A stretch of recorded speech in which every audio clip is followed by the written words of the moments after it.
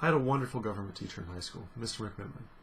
He taught me more than how to give the right answer. He taught me to ask the right questions.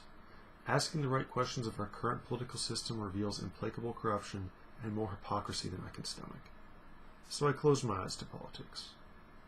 But even with your eyes closed, you can see the difference between day and night. We need a Bernie Sanders presidency to be the dawn of a new day. For the first time in my life, I don't have to vote against a politician who makes me angry. I don't have to pick from between two politicians that are opposites the same way Coke and Pepsi are opposites. I'm voting for Bernie Sanders because he's not a politician, he's a statesman.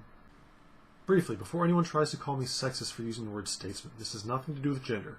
While I am confident and I hope that I will see a female president in my lifetime, if anyone is voting for a candidate because of their gender, please explain to me how that can possibly be more important than the candidate's platform. Back to the point. You don't hear the word statesman often these days, and for good reason. But for Bernie Sanders, it fits like a glove. What's the difference between a politician and a statesman?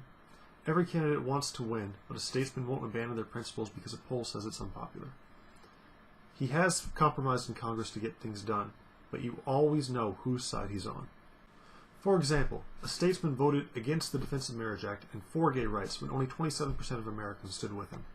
When a statesman heard the Supreme Court ruled to allow unlimited amounts of corporate money to be spent on elections, he introduced a constitutional amendment to ensure that democracy is for people and not for multinational corporations. A statesman doesn't have a super PAC because they're a fundamental corruption of our democracy.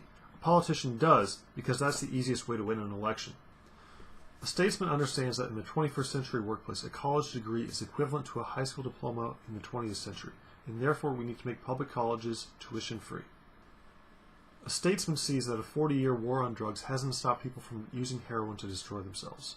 Instead, it has led to massive discriminatory incarceration and hideously powerful drug cartels.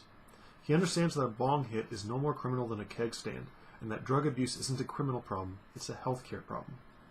A statesman fights for a single-payer, Medicare-for-all healthcare system, not because it's the most effective way to control healthcare costs, but because it's fundamentally immoral for the wealthiest nation in the history of the world to watch its citizens suffer and die from treatable illnesses.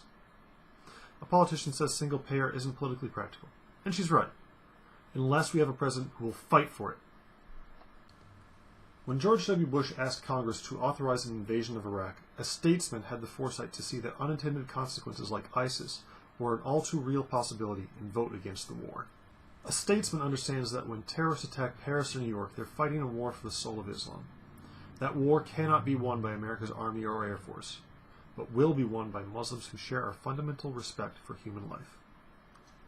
A statesman listens to science and knows that climate change is real, and that America must lead the planet into a new, clean energy economy, even if the Koch brothers don't like it.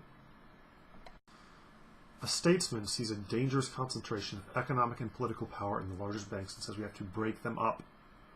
A politician won't do that, but says she'll be even tougher on Wall Street. Meanwhile, they donate $14.3 million to her super PAC. If money is free speech, they are easily her loudest supporters.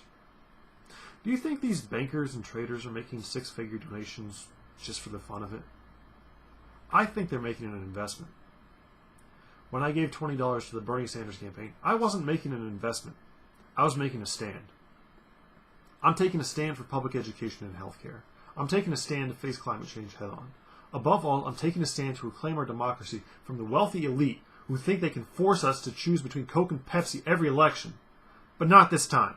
If you will stand with me and vote for a true statesman and Senator Bernie Sanders.